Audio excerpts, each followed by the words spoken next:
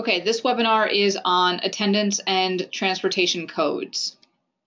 The agenda for what we'll go over are placement type codes, transportation, and some of the codes surrounding transportation, the types of codes, and then we should have time to take questions at the end. The placement type codes are shown on this slide. NS is no service. FT is full-time. This can be used for regular or flexible placements. PT is part-time. This can be used for regular or flexible placements as well. BS is before school.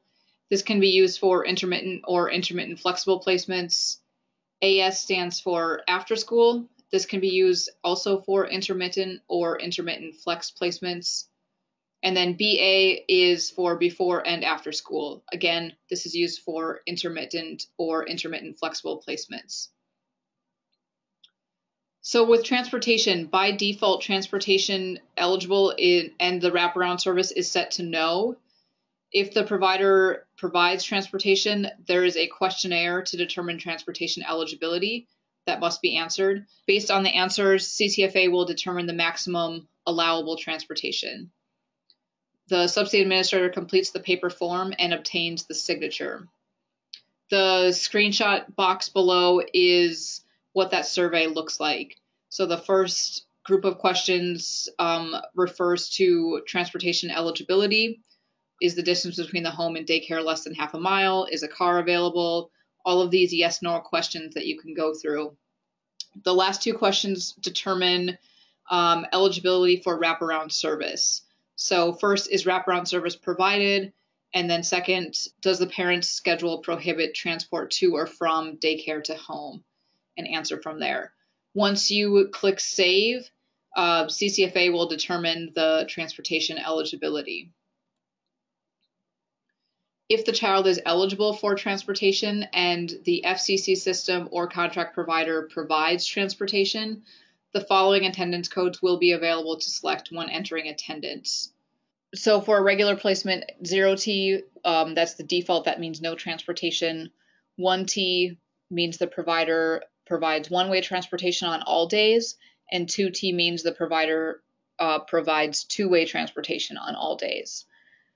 For an intermittent placement, the 1I is for use in a school-age placement where the provider provides one-way transportation on regular days and not on school closure days. And then the 2I is for use in a school-age placement where the provider provides two-way transportation on regular days and not on school closure days. The transportation can be less than the maximum. This is the maximum referring to the maximum that the placement is eligible for. So if due to circumstances you are authorized for two-way transportation and only provide one-way transportation, you would select the attendance code with one-way when entering attendance. The subsidy administrator can bill EEC for transportation when the child did not attend if the cost was incurred and if they have the same policy of charging private pays when that child is absent.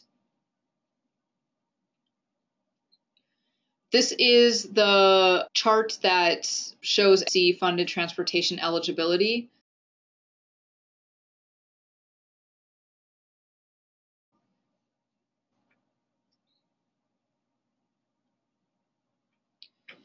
These are the month total codes that you see when you're entering attendance. These are the codes that show up on the weekly attendance.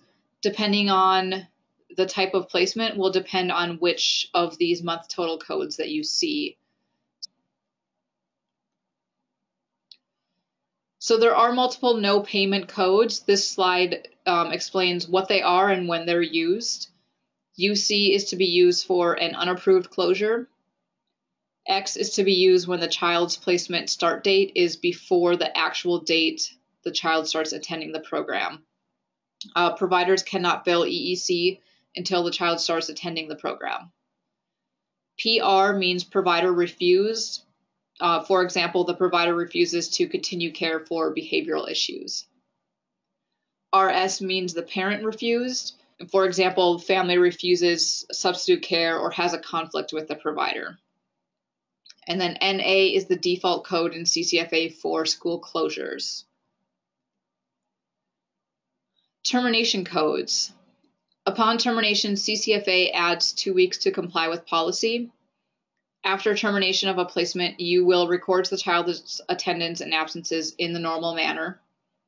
If the placement is a contract placement and the reason for terminating is voluntary termination, the provider can use the V code during the 2-week period to be paid if the child does not attend. If the family terminated without notice and the child is not attending during the 2-week period after termination, you can use the V code, the V attendance code during the 2-week period after termination to be paid for the slot. If you fill the contract slot with another child during the 2-week period after termination, the V attendance code is no longer valid. CCFA will not allow the slot to be billed twice for the same date.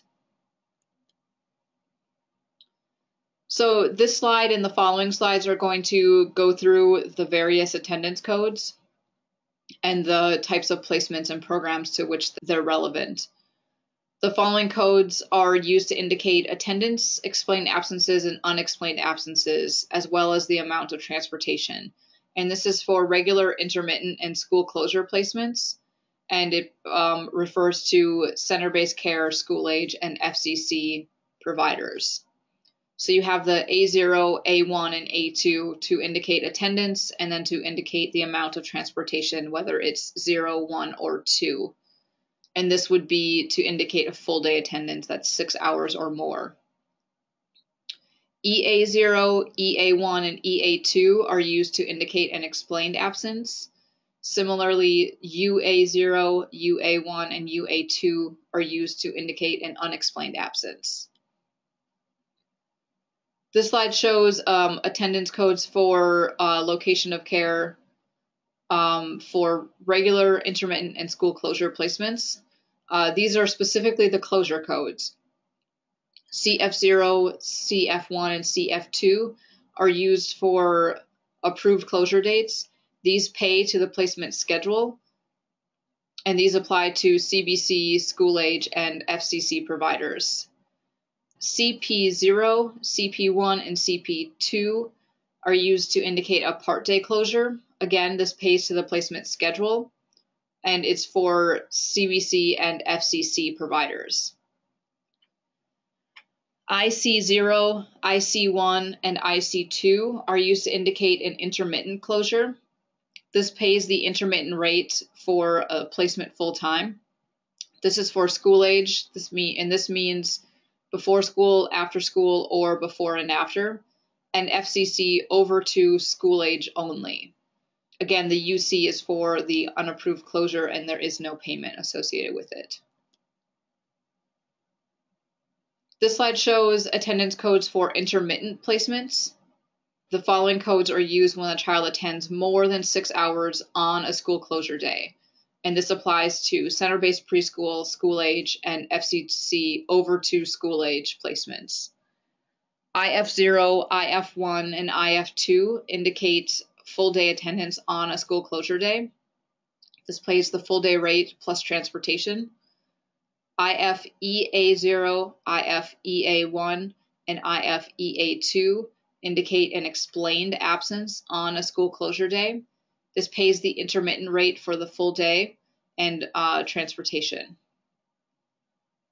IFUA0, IFUA1, and IFUA2 indicate an unexplained absence on a school closure day. Again, this pays the intermittent rate for the full day and transportation.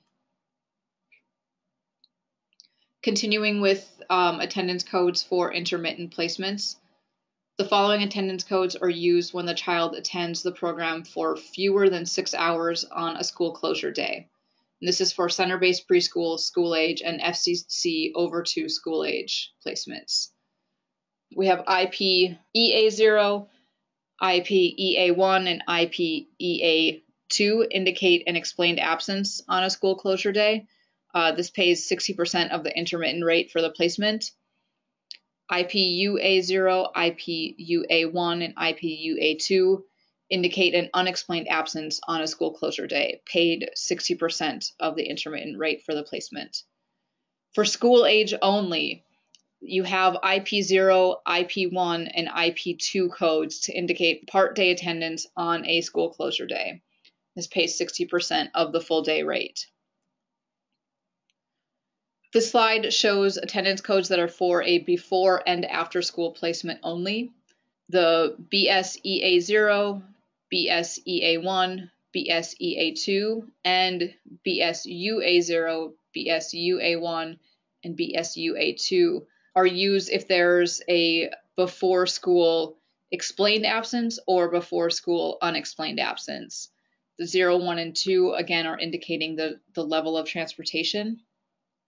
These codes pay to the schedule as long as there are no excessive absences. If excessive absences for before school, these codes will only pay the after school rate. The after school attendance codes are handled similarly, as you'll see in the next bullet point. ASUA0, ASUA1, and ASUA2, and the second one should say ASEA0, ASEA1, and ASEA2. These are used to indicate an explained or an unexplained absence from after school. They also include the transportation. These pay the schedule as long as there's no excessive absences. If there are excessive absences for after school, these codes will only pay the before school rate. There's some flip-flopping going on with this point. Sorry about the error. Moving on, we're going to look at the attendance codes for intermittent flex placements. FA0, FA1, and FA2 are used to indicate attendance on a school day. It pays the program from the placement. This is for center-based preschool, school age, and FCC over to school age programs. IFF0, IFF1, and IFF2 are used to indicate full day attendance on a school closure day. This pays the full day rate, and these codes should be used when the child attends care for more than 6 hours. IFP0, IFP1, and IFP2 are used to indicate part-time attendance on a school closure day. This pays 60% of the full day rate, and these codes should be used when the child attends care for fewer than 6 hours. Flexible placements. So FF0, FF1, and FF2 are used to indicate attendance for a full-time flexible placement. This pays the program from the placement, and this is for center-based care and FCC providers. FP0, FP1, and FP2 are used to indicate attendance for a part-time flexible placement. This pays the program 60% from the placement, and it's for CBC and FCC providers. If you have any questions, please email them to the CCFA training email listed below.